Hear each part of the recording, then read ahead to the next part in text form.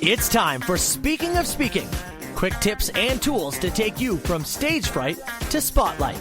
This podcast gives you an inside look from the world of public speaking and speaking secrets you need to be bold from the stage, no matter what business you're in. The host of Speaking, Carl Richards. Thank you very much, Matt. Yes, it's another edition of the Speaking of Speaking podcast. And as a matter of fact, we had Matt Soper on the podcast a couple of weeks ago. It was so great to finally have him on. But now we have another guest who's joining us, Jessica Yarbrough. She's quickly developed a reputation of being one of the best business strategists and marketing and sales consultants for entrepreneurs who really wants to sell high-value products and services. So we're glad that she's joining us today to be able to give us some insight on that. Her background is in international business, and she has built multiple companies as well. Jessica, thanks for joining me on the podcast today. Thank you for having me, Carl. So, Jessica, one of the things we talked about as we were getting ready for this podcast was this whole, what I like to think of as an untapped world when it comes to the world of public speaking. There's a lot of people who are just dipping their toe in and starting to experiment a little bit with it. But there are so many opportunities in the business world, marketing world, and a lot of it goes right back to speaking. Would you agree with that? Absolutely. I mean, your brand, your voice, whether that's speaking on stage or speaking on a live stream or speaking on a podcast. I mean, if you want to be successful in today's world, speaking is a huge part of it. Now, we look at speaking as another form of marketing. Would you say it is just that, or is there more to it than that? I think it's more than just marketing. It's connection, it's intimacy. Speaking is a powerful medium. So I think it's an aspect of marketing, but I wouldn't say it's just marketing, because speaking can inspire, it can teach, it can change lives. It doesn't have to be just the marketing aspect in order to sell something, if that makes sense.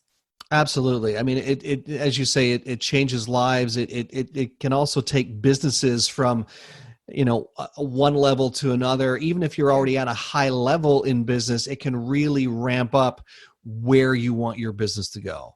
Absolutely. And that's why speaking is a, crucial part of my business model.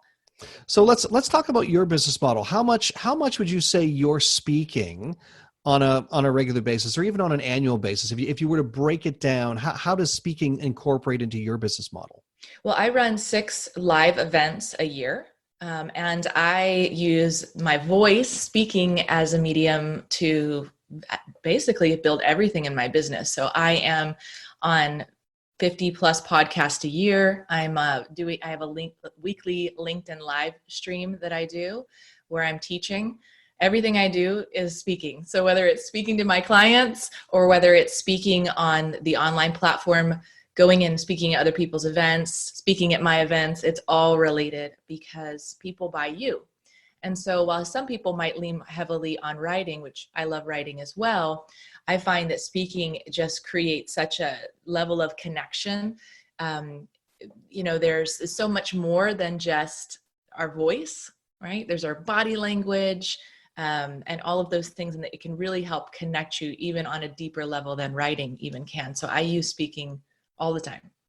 When you're sitting down and you're mapping out your calendar for the year, your goals and things you want to do you incorporate speaking into that? As in, how many times a month, how many times in a quarter do you want to be speaking? Right. Well, definitely I have to be mindful of my time, because I am about building a business that is sustainable and scalable and profitable and, nourishing to my family and my health. And so I definitely take a hard look at my calendar and what I can take on. And I actually turn a lot of opportunities down. I get invited to speak at events all the time, but I know I can only do so many and still serve my clients at the highest level. So it's about striking that right balance between how much online I'm going to do, how much offline, how much is my events, how much am I leveraging someone else's audience, and being very strategic about those opportunities, because I am a CEO of a growing, demanding company. So it has to be the right opportunities, if that makes sense. And yes, yeah, totally makes sense. And you make a very good point where it's about structuring your time, yes, and being Mhm. mindful of it, but it's also about utilizing, like you said, other people's platforms and Right. opportunities to get the word out, such as you being on my podcast, Right. or you going and being a part of somebody's event, as opposed to, the laborious task of creating your own event just so you can Yes. get on a stage. Because I think maybe this, I quite often think this is one of the disconnects why people don't speak more, is they think, well, I have to create an event, or I have to go to an event, and I'm spending 2 or 3 days doing it, and I don't have that much time. But it really doesn't have to be that complicated. It's No. looking for those opportunities where you can still get your word out, you can still speak, but not have it cost you not only dollars, because if you're traveling from event to event to event, or doing other things that cost more money, Sure. but you're also looking for those platforms that other people have already created. Yes, it's called OPT. I teach this to my clients, is other people's traffic, and it is one source of um, organic audience building that you should absolutely do. It's not free; it's earned, right? Because you're earning it with your time. You're earning their attention, which is the most powerful form of currency we have in a very distracted world. You're earning it by putting in the time and teaching and going in on using other people's platforms. And for those of you that are listening, podcast. I'm speaking about being interviewed on other people's podcasts is so powerful. I share this with my clients all the time. Even last year, I actually attributed over 6 figures in sales just from podcast opportunities. And that's only the ones I can actually measure. There's definitely people who are enrolling and I don't know where they came from. They saw me somewhere, heard me something. So it's so, so powerful. And it doesn't take much time. You can do it from the convenience of your own home. You can do it on a podcast. You can go live in people's Facebook groups. They're always looking. Go do a free training. There's so many opportunities to speak and inspire and to bring people into your pond, so to speak. I think the other thing that you really hit on there too is, as an entrepreneur, as a business person, we're looking for those opportunities to speak, but we also want to make sure it's still within our budget. We don't want to be Yes. spending $30,000 like some speakers do just so they can go and stand on a stage in Vegas. There's nothing wrong with that. But if you can speak to somebody else's platform and they have 10,000 followers, or even if they don't have 10,000 followers, Yes. if they have a different audience Right. that's exactly in your wheelhouse, or their potential clients are exactly in your wheelhouse, that's going to be huge for you. Absolutely. I mean, even one of the ones I went on last year, she only did 12 episodes. I believe I was one or two, not the first or second, and I got an amazing client from it. One of my top level clients who I loved and adored. So you never know. It's such an easy thing. And if you are growing your business, then you need to say yes a lot in the beginning. And then as you get more successful, you can become more discerning. But this is better, in my opinion, it's better than even paid traffic, because there is an instant know, like, and trust. You're leveraging their audience. It only takes an hour, 30 minutes, 20 minutes, however long it is of your time. And not all of them will have an ROI. But what you're doing is you're creating those little seeds online for people to find you. And when you're talking about building credibility, one of the things people do is they turn to Google and they're going to put your name in, and you need to have interviews and articles and links that are congruent with what you're selling. So you need to be speaking on the very things that you promise to help people with. And if that's not there, then your credibility is diminished. So it's very important for many, many reasons. What are some of the challenges that you've either noticed or experienced along the way, in relation to speaking, and even just getting going? How do you do if you're not used to it? If think back a few years when you were getting started, and okay, Sure. how do I work all this speaking in, and how do I do it? What are some of the challenges that maybe people who are listening, either challenges to avoid or things that they can really be making notes of to be successful when they are ready to hit the ground running? Well, a lot of people think I'm just not ready. And people are the same thing about events. Like, I'm not ready to lead an event and I need a bigger following. No, you can start now. So just start now. Avoid the avoidance patterns and the self-sabotage. That would be one. I know one of the areas that a lot of people struggle with is, I don't know what to speak on. What am I going to speak on? because I make all my clients teach. I make them teach on live stream and I make them speak. Because, and if you look at the hierarchy of mastery, the best way to master something is actually to teach it. Like that's where you achieve ultimate mastery of something.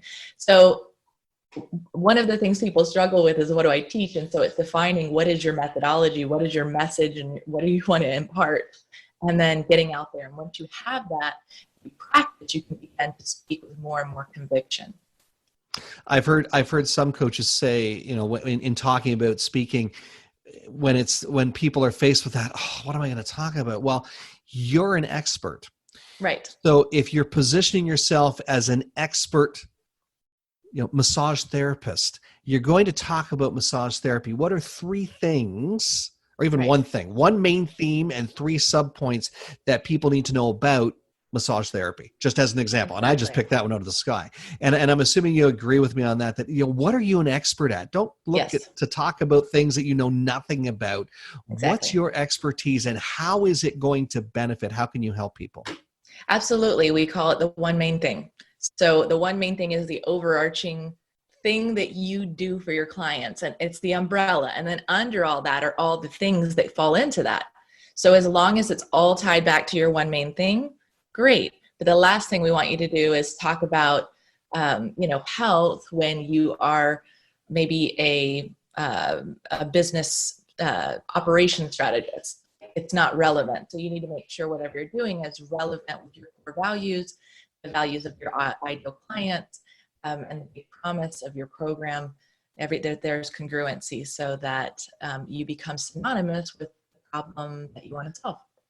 And sometimes, like you already indicated, the hardest step to take is the first one. Yes. So you just have to do it, and you don't even have to do it all the time. A lot of people think, well, if I have to, for example, if I'm going on a podcast, I have to do that at least once a week. No, you could do it once a month. You could do it once every quarter. You could do it whenever you feel you need to do it. I think the key that I'm trying to hammer here is consistency. Yes. That you really need to, if you're, as you're just going commit to whatever it is, whatever it's going to be. Once a week, exactly. Once a month, once a quarter. If you're starting out, I recommend you ramp things up though. The more visibility you have in the beginning, the better, because the hardest thing, especially for an entrepreneur in the first 1 to sometimes 3 years of business, is to be seen and heard, to rise above the noise online. And that's what you do that, guys, is by teaching what you know, getting out there and speaking. My guest is Jessica Yarbrough. It's been a great discussion, Jessica. Now, I know you host a number of events yourself. You've got one coming up in April. Yes, April 16th and 18th, called High-End Sales Mastery. It is in San Diego, California, and it's 3 days where I am going to teach you how to price, package, and position yourself to sell ultra high-end offers. So 5-figure, whether that's 10K, 50K, 75K offers, and I'm going to give you the confidence and the skills to actually get out there and close high-paying clients over the phone. Okay, and if people are interested in that or they'd like more information, is there a way for them to register? Yes. We'll certainly post a link here in the podcast information section, and also afterwards we'll make sure it's posted in the Facebook group, because we do have a Facebook group for the podcast. But if people do want more information, what's your website where people can?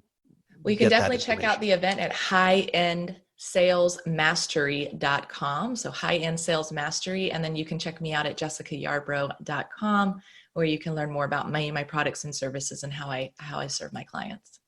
Jessica, final word about speaking, anything you'd like to share? Just go out there and do it. Get started, guys. The sooner, the better.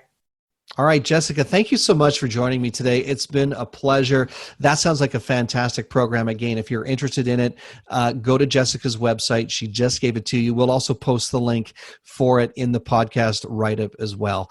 It's been fantastic, Jessica. Thank you so much for joining me today. Thank you for having me. Until next time, it's Carl Richards. Get out there and own the platform.